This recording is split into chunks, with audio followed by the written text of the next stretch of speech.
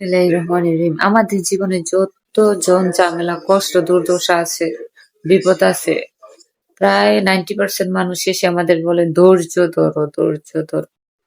আসলে সব জায়গায় ধৈর্য ধরাটা অন্যায় বা ভুল। কিভাবে জানেন? যদি আপনার প্রতিবাদ করার সামর্থ্য থাকে অথবা আপনি যদি প্রতিবাদ করতে সক্ষম হন যে আপনি ওর সাথে যুদ্ধ করতে পারবেন, তখন যদি আপনি ধৈর্য ধরেন তবে আপনার এই ধৈর্যটা অন্যায় হবে বা ভুল হবে।